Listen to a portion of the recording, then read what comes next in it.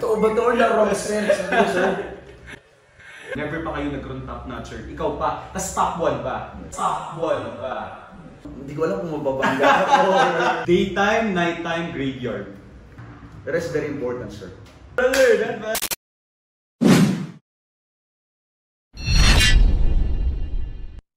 Hello everyone! Nandito na naman tayo ngayon sa isang episode ng Cream Hub dito sa YouTube. And pasensya na kayo, it's been a very busy a couple of years, kaya ngayon lang tayo nakapag-upload ulit ng video. Pero promise, itong video na to very sulit kasi kasama natin ngayon ang pinaka-recent na first placer. Nag-top siya sa February 2025 Criminologist Licensure Examination and with an average of 92.20 at ito lang naman, 35,000 ang nag-exam during his time. So grabe itong batang to. Walang iba kundi si John Michael Bundalian Ambio, registered criminologist. Hello brother! Thank you for joining us sa interview na to. The first thing siguro na tatanungin sa'yo is so malaman na para lang mas maging relatable ka sa audience. Genius ka ba? Did you come from a rich family? Like I just wanna know yung beginnings ni isang top-notcher na katulad ni JM. Yes po. Bali, hindi ko masasabing I came from financially blessed na family kasi po my father used to be security guard for the most part of his working life. Tapos Grab food driver din, nag-deliver ng food sa Grab. Tapos Grab car din. And my mother, although nag-work siya ng ilang years, pero for the most part, ng kanyang motherhood is plain housewife. So, isang income lang ko ang pinagkukunan namin, which is yung sa father ko. And naranasan mo namin yung, kumbaga may time na kung ano lang ang nakalapag dyan, yun lang talaga. And baon, hindi naman kami nabibigyan ng kalakihan. At alam mo naman na hindi kayo yung kumbaga nakakaluwag-luwag. Ganun po. Tapos, ako po as a student, hindi ko masasabi yung genius ako sir kasi hindi naman ako nag-valedictorian, salutatorian. Okay. Although competitive ako, nag-join ako ng mga competition, pero that doesn't mean na genius ako. Tapos hindi naman ako Latin honor ng college. So, dun sa part na kung genius ba ako, at yun ba yung reason ba't ako nag-top, not necessarily. Ayun po. Alright, so wait lang so you came from really humble beginnings. Pero yung school kung saan ka graduate is a private school. Yes, and probably like sabihin na natin na compared sa mga state university or other less expensive private school, medyo nasa high-end siya pagdating sa criminology. So, paano nyo nakayanan nyo na sa family yung financial burden of paying the tuition, miscellaneous fee in a private school? Yes po, bali yung isang teacher ko na I consider my mentor ko siya sa TV broadcasting kasi I used to be a news anchor. That explains yung boses. Nung high school. So, nung mag-graduate na ako, tinanong niya yung background ko, family ko, father ko, anong trabaho niya. Ngayon, i-recommend niya pala ako sa isang philanthropo na nagpapascholar ng mga deserving students. At ayun po yung nagpaaral sa akin basically kung bakit ako nakapag-aaral sa HAU. At during my college, nag-work ko ako, working student sa call center. So yun po, doon ko na-sustain yung expenses ko sa school at hindi ko na manghingi pa sa parents. So this is the time na nasa college ka? Yes po. You had to work, you had to study. So hindi pala hindrance na working student ka for you to really excel sa licensure examination, no? Like in your case, you had to really juggle studying in the undergrad and yun nga, yung pagtatrabaho. Yung trabaho mo is call center. Wow! Graveyard shift po yung work ko. Wow, grabe. And you did this throughout your college? 4 years. So, guys, sobrang inspiring ni JM dito. So siguro start na ako dun sa mga relevant na in terms of preparation sa board examination. So itong batang to, si JM, 23 years old, gumawa lang naman ng history. So tignan ko na yung mga record niya. First ever top-notcher, top 1 pa, first ever top-notcher, pero hindi lang first ever top notcher, first ever top 1 ng Holy Angel University sa Criminology. Since 2013, where the program started ng Criminology doon, never pa kayo nagkaroon top notcher. Ikaw pa, tas top 1 pa. Second, wala pang criminology school, and there are several criminology schools sa buong Pampanga.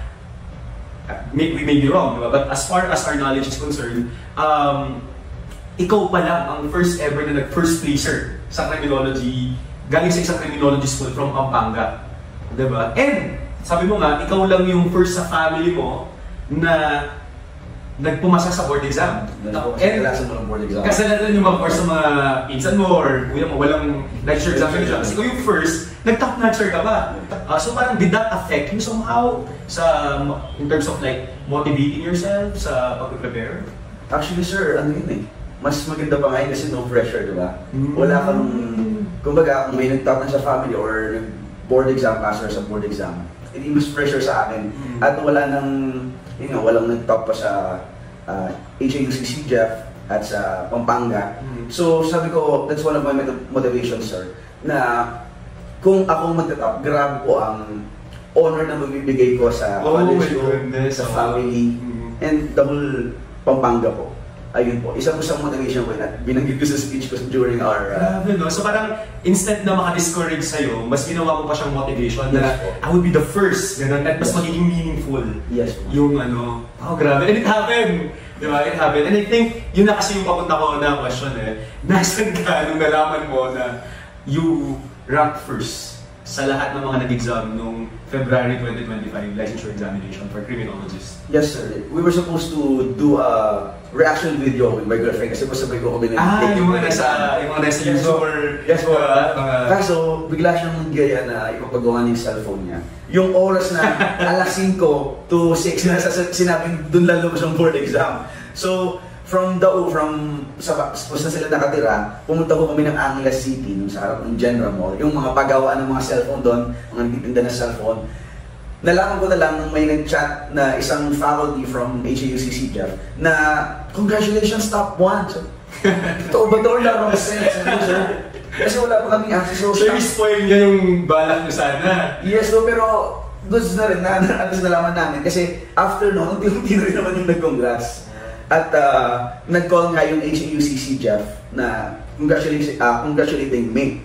Yung staff yun, yung Holy Angel University. Yes, po, tas lahat sila umiiyak. Yung tears of joy. Yung mga professors mo. Nakita ko So video call, umiiyak sila while congratulating you kasi grabe no? Kasi sobrang proud nila sa'yo. Yun po, hindi kami makapaniwala hanggang sa unti-unti. Totoo ba to? Nagtatalon kami doon sa harap ng Genra, sumisigaw, paulit-ulit. Tapuan, totoo ba? Wala kami pakialam kung ano ang, kung i-judge ba kami ng mga tao sa paligid. Tapos meron pang isang osyoso. Sir, ano yan? Ano yan? Osyoso, kung ano ba yung sineselebrate namin. Tapos, ayun, hindi ko na alam kung saan na kami papunta nun, pero pinakancel na namin yung pinapagawa niyang cellphone. Pabalik na kami sa kung saan ako nag-park. At excited na po akong umuwi sa kanila at mabalita sa parent niya. At sa parents mo rin. Grabe, no? Kasama mo pala yung girlfriend mo sa General Mall. At that time, sa public place kayo. So, hindi nyo na makontrol yung yung girlfriend mo, kasabay mong nag-take ng... So, pumasalin siya. Buti naman. Kasi nakakasad naman yung ano. Wow. Tapos, pauwi, traffic pa. Nagmumotor ako, hindi ko alam kung mababangga ako. Hindi ko eh. Tapos, yun nga, mga ilang days akong hindi nakakakain sa tamang oras o nakakatulog sa tamang oras. Wow, grabe. Question, kailan mo napag-desisyon na gusto kong mag-top? Kasi, I know, nakakwentuhan na before, diba? Sabi mo sa akin, after the board examination, despite the fact na 92.20 na yung GWA mo, you did not feel na mag-top ka. Did you feel? Parang sabi mo, sure akong papasa, pero hindi magta-top. So, but of course, lahat naman na nag-top, parang more likely yan, plinado mo eh, pinag-desisyonan mo na mag-i-invest ka ng effort. Kailan mo na-realize na plano kong mag-top and gagawin ko yung best ko to top the licensure examination? Yes, kung nagkwento ko naman sir, hindi ako pumasa sa PNP entrance exam. Tapos hindi rin ako nakapag-take ng PNP kasi naligaw ako. So, dumating scholarship sa criminology. Although maraming din-discourage sa akin eh, mga lola ko, parent ko, mga tito din-discourage nila akong mag-take ng criminology program. Pero sabi ko sa lola ko, and sa mga tito at parent ko, alam ko dito ako mag-excel. Dito yung nasa heart ko talaga. So, pinilid ko na i-take yung criminology program. At doon pa lang sir, simula pa lang, alam ko, sabi ko, sa board exam, ibibigay ko lahat. Wow. At mag-top. Kasi po, nag-work ako, although during my undergrad, hindi ko talaga na ini-aim yung mag-Latin honor. Basta ma-survive ko yung working student life ko. No? Sabi ko, bawiin ko na lang sa board exam. Lalo na nung nalaman ko na disqualified ako for Latin honor. This is my last break. Bawiin ko na lang sa board exam. Pero it was planned since first year pa lang po. And actually, may pinost ko sa Facebook, yung my commitment, I will top the board. That was 2023. October 2023. O 2025 pa ako nag-take. So, matagal ko na kung... Oo, parang first year, second year ka pa lang. Third year college. Ano na pala, parang minomotivate mo na, parang gusto mo na. Wow. And sobrang, sobrang inspiring nun na working student. Tapos, yun nga, parang wala naman sa history mo sa history ng school nyo, di ba? Sa family nyo na mag-top ng ganyan. And yet, parang, kumbaga, sa'yo sa sarili mo, parang I wanted. And ginamit mo yung failures mo, hindi mo pagpasa sa Philippine Military Academy, yung hindi mo pag-take ng exam sa Philippine National Police Academy, yung mga frustrations mo in the past na motivation para makamit mo naman ito. And I think nandun yung desire mo na gusto mo talaga yung program.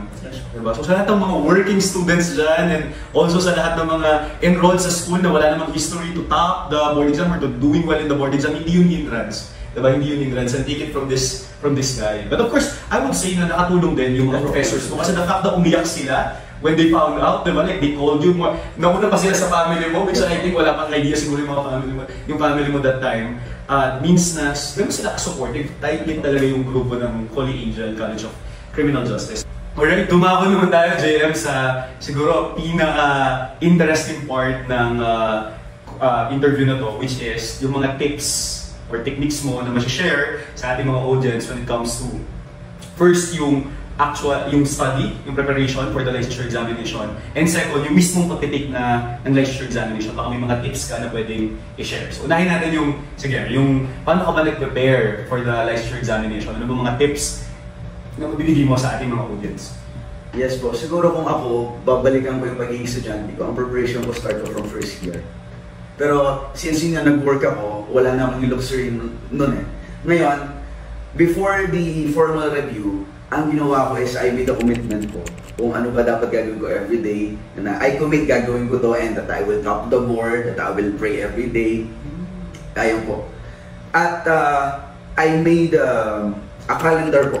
Na for example, etong 2 weeks na to, dapat mag-overview kong CLJ at makapag-take ako ng isang mock board, for example.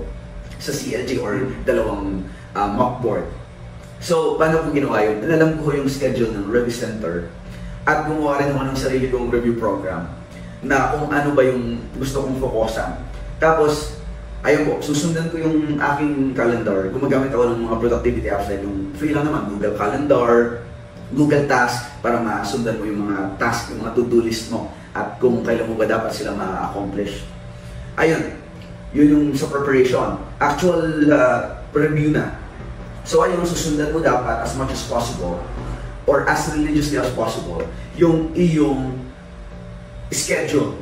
Not the exact time blocks na dapat, ito, nasa schedule ko 8 hours, dapat ito, dito nag-aaral ako. Not necessarily. Ako, para sa akin, basta ma-accomplish ko na po yung, for example, ma-cover ko yung etong subject na to, kung natapos ko siya ng maaga or kontento na ako sa nalaman ko, pwede kong magpahinga ng maaga or kung in between, ma-feel ko na need ko ng rest, ipopost ko siya tapos itutuloy ko siya exceeding dun sa time block na nakaset. Tapos, ano po, regular na pagtitake ng mga practice question every end of subject. Ayun po. Tapos, the rest very important, sir. The rest po. Yung, kung inaantok ka dahil pagod na yung brain mo sa pag-review, don't feel guilty na mag-rest. Ayun po. Tapos, ako with special emphasis sa nasa TOS po talaga. Yun po yung lagi kong ina-advise ng mas okay.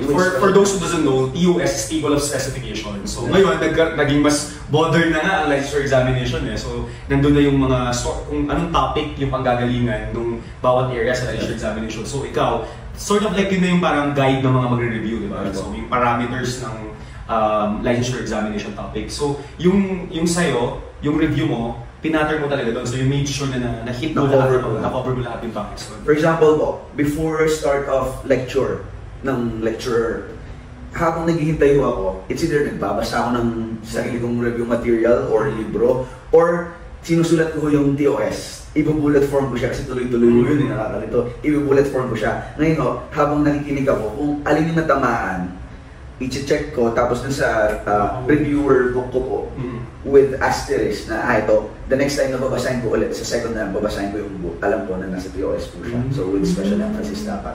Tapos, yung mga hindi ma-check doon sa sinulat ko na table of specification, ibig sabihin, hindi na takin yung lecturer. At ako po mismo So, review mo pa din? Review mo? Yung mga nasa TOS na hindi na-cover ng lecturer, sariling sikap mo na yun? Oo. Galing, grabe, napaka-strategic, napaka-organize. I categorize yung mga info na pinag-aaralan ko into 3 categories. The need to know, yun po yung TOS, yung content ng TOS. The you should know, yun po yung review materials na ipoprovide ng review center. At yung good to know, yun po yung least likely na lumabas sa board. Possible, least likely nga lang. Yun po yung history, mga personalities. Ayun po. Hindi na kasi masyadong natatanong. Ayun po. Kumbaga po sa oras, mas marami po ako linaan dun sa mga need to know. Tapos dun sa you should know and less dun sa... Kasi kung totoo sin, and short lang nung time, di ba? That you have very limited yung time na meron ka in preparation for the board exam. So kailangan strategic ka rin and deliberate ka rin kung ano yung saan ka mas mag-focus. Yes, po. Ikaw yung guiding principle mo, table of specification talaga. Yes. Alright. Sige. How about yung mismong araw ng licensure examination? So are there any tips that you could share? Probably strategy mo sa pagsagot ng mga questions. Yung isa sa tips, sir, na sinasabi ko sa mga reviews na nakakaharap ko na huwag nang kalimutan nyo na lahat, huwag lang to, huwag din nyo nang sundin lahat, pwera to, dapat ito sundin nyo, is yung i-consume po yung allotted time sa per area. For example, sa morning area, allotted time is, if I'm not mistaken, 3.5 hours. So, dapat i-consume nyo po yun, ulit-ulitin yung basahin yung questionnaires hanggang maubos yung oras. Sa first take, sir, ang ginawa ko is, okay, hindi mabilisan, I mean, iniintindi ko siya, pero I'll skip yung mga hindi ko alam yung sagot, or kung meron akong hula dun sa question, I'll leave a mark. So yung mga hindi ko alam, wala akong sagot, I leave a mark. The same with the questions na hindi ko alam or hindi ko sure ang sagot ko. Tapos, uunahin ko basically yung mga madadali. Tapos sa second take ko na ho, pwedeng umigdip ako ng 10 minutes or 15 minutes. Pero kapag kaya naman, second take na agad, I'll assume na hindi ko pa siya nasagutan, sir. So, from 1 ulit to 100. Kahit na sure na ako rito, baka may na-overlook ako or na-misinterpret sa question, basahin ko siya ulit. Tapos, yung sa ibang hindi ko sure na mga questions, pwedeng maging sure na, yung mga iniwan kong blank, pwedeng magkaroon ng sagot. So, mababawasan yung mga may mark na questions. So, bibilangin ko yung mga may mark. Kung 20 marks ang na-mark mo na question, ibig sabihin, 80 yung sure mo na correct answers mo, 80 points hindi pa enough yun to top the board. So I have to give my best to bring it down to 5 items or 5 questions na may mark lang. At least 95. Ayun po. Tapos, ayun sa third take, may oras pa ako, sobrado yan. Sa third take, magpo-focus na po ako dun sa mga may mark po. Doon ko na uubusin halos lahat ng natitirang oras. Yung mga hindi ko sure yung sagot or wala po akong sagot. Diba, napaka-strategic, napaka-sigurista. Kumbaga, sa'yo, JM, parang sinabi mo na sa sarili mo na passing the licensure examination is not even a question. Yeah. Diba? Papasa ka. It's a question of magtatap ka ba sa licensure examination. So you make sure na you're not miss this opportunity. Zero regret. Yeah, zero regret. You'll exert your absolute best. Yes, diba? Tapos to continue, sir, kapag may natitira pa akong oras, for example, kontento na ako dyan, itaob ko na yung test paper ko. Siyempre, hindi mo pa rin hayaan na nakabukakin mo yung makikita. Kasi pinaghirapan mo yun. Tapos, doon ko po ubusin sa chair ko. Upo lang po ako, tatambay ako hanggang maubos na yung oras. Dapat ako yung second to the last or last na magpapass ng paper. At dapat talagang ubus yung oras to the second. Dapat ubus. Pang ilang minute ka during the entire, like 3 hours for example, nag-shake? Kasi diba, iba rin yun eh. Iba yung pag, di ba kung sinusulatan mo yung test paper eh, diba? So, yeah, yung sabi mo kanina, like, you'll read several times, 5 na lang hindi mo sure, gano'n. And then, magta-transfer ka na ng sagot mo dun sa answer sheet, which is sinushakean. So, yung last 30 minutes, sir? Last 30 minutes. Pero yun pala, another tip, yung test questionnaire, doon ka muna sumagot. Pag sure ka na, last take mo na, doon mo i-transfer sa answer sheet. Kasi dini-discourage talaga yung pagbubura eh, given na machine doesn't check. Tapos, pwede mo namang dumihan yung test paper. So, ang dumi po ng tapos, kung titignan nyo yung mga options, ang daming star. Bakit? Kasi parang nung elementary ako, kapag may nagagawa akong pag very good ako, may star ako dito. So, in-apply ko siya, sabi ko, kapag may na-eliminate akong isang detractor, that's a star for me because I'm getting closer to the correct answer. So, I deserve a star. Hanggang sa maging 3-star yan, parang sa COC pag 3-star, completely 100% na ubus mo yung base ng kalaban. So, ibig sabihin ako may yung correct answer. Tapos, ayun, binibigyan ko ng mark yung mga negative words like not, exact. Kasi madali po, inaaway ko po talaga yung question, sir. Parang pinakausap ko po sa utak ko. Minsan pinagtatawan ko pa yung question, sir. Yung mga ganun ba? Okay. Mas sabi ko na, sobrang relatable. Ginawa ko siya, sobrang dumi din ng test paper ko. Kasi ano naman wala namang prohibition, diba, sa pagsusulat dyan. And you put some lines, circles, para talaga ma-ensure mo na naintindihan mo mabuti yung question, wala ka na-overlook na mga terms na mag-modify dun sa essence ng tanong. So, mamimiss-direct ka sa, sa maling sagot. And another unpopular tip siguro, sir, is yung, since ang strategy ng examiner is basically ang goal niyan is confuse ka sa bawat question eh. At ang isip nila babasahin mo yan from A to B, sir, A to D. So, ikakabit yung close answer sa A, but not the right answer or the correct answer. Lalagay yan sa dulo, ganyan. So, what I did is I tricked yung kanilang strategy ba kung paano tayo lituhin. Una kong babasahin, sir, yung letter D, yung option D, papunta sa A. Nang sila hindi mag-work sa akin yung pandito nila. Ano ka talaga, marami kang strategy dyan. Okay. So again, siguro, as what we always see in this channel, those are tips na personally ginawa mo. Totoo namang ginawa mo at in-apply mo, di ba? It worked for him, but it doesn't necessarily mean that it will work for you. But still, there's no harm in diba? Applying it. So, to each his own, ika nga. Kasi ito din ako ginawa ko, sir. Nakinig ako sa mga tips ng previous top-notchers. Sinubukan kong i-adapt yung mga tip nila, mga best practices. Yung mga hindi nag-work, binitawan ko. Hindi nag-work, in-adapt ko. Kasi gumawa rin ng sarili ko. Trial and error. So, ganun din. Okay, sige. But, if there's a tip siguro na kailangan yung malaman, and siguro obvious naman sa naging takbo ng interview so far, is that there's no substitute to hard work. Diba? Kasi ang common denominator siguro, may mga ginawa ka na ginawa ko din, may mga ginawa ako na hindi mo ginawa, or may ginawa ka na hindi mo ginawa. But one common thing na in-apply namin is that sobrang preparation talaga. Diba? Like, do the best that you can in the limited time that you have or will have in the licensure examination. And I think yun yung naging sa data mo na when you took the licensure examination, hindi ka man 100% prepared. Sabi mo, mali mo nabasa lahat, diba? Yes, but you were the most prepared sa lahat ng mga hindi 100% prepared. No wonder, you ranked first among all of the 35,000 na naman na nag-take nung exam na yun. Siguro, sir, because of my mindset na yung expect the worst ba, military mindset na expect the worst. Kumbaga, don't underestimate the board exam. Isipin mo, mahirap yan. Mahirap ang board exam.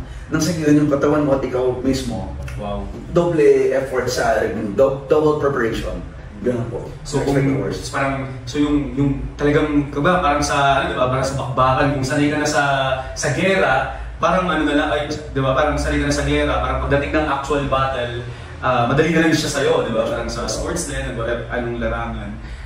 Kaya siguro maraming mga questions sa'yo na yung ibang mga katawin mo, hirap na hirap, pero ito, nabasa ko yan. Mga ganun, nadalian ka kasi yun nga, pinahirapan mo yung sarili mo with studying and then yung pagsagot sa mga questions. Okay, right? Okay, next naman, ito mag-chill lang muna tayo ng konti. Do you have any rituals when it comes to studying or rituals when it comes to, the data exam mismo na in-apply mo?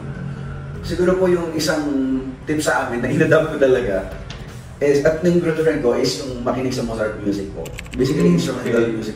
Si Mozart. Okay. Yun, yung whole session na nag-review ako ng sarili ko at yung girlfriend ko, pinapakinggan namin is Mozart music. Okay, plus saan mo magaling yung ritual na yan? Yung, Lady Manuso po. Okay. So may nagsabi yung sabi niya, hello Sir Ariel. Kasama ko sa PRC committee si Sir Ariel. Hello po sir. So siya yung review director niyo sa face-to-face review program. Okay, sige. Ay, by the way, so nag-face-to-face ka and then you supplemented that with online din? Online po, with QR. Okay. So ikaw ba yung tipo na nung mismong exam ay nagluto ng isang hotdog at 2 itlog para maka 100, wala ka namang ganun ritual, or iwasan yung mga ganitong pagkain, mga ganun?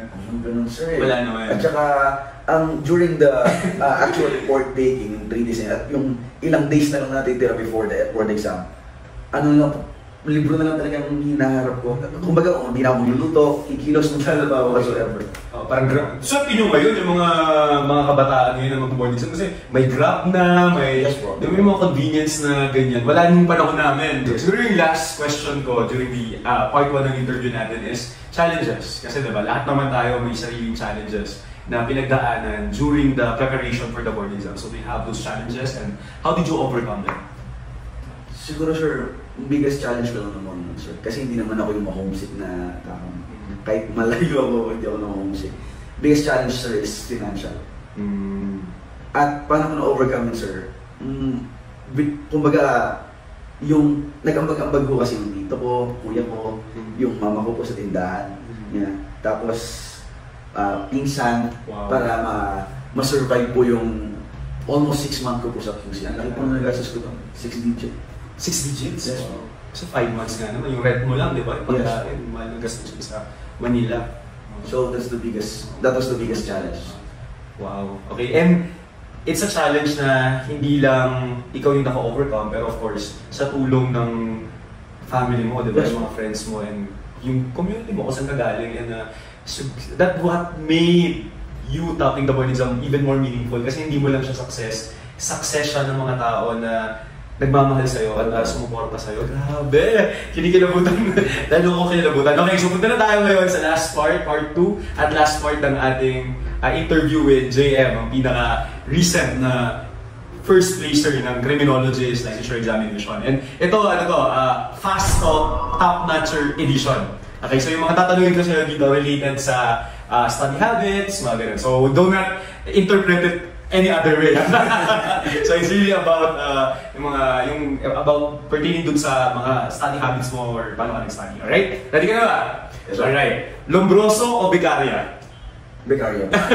Siguro nila alam yun yung mga hindi criminologist. Crime detection and investigation or criminal law and jurisprudence?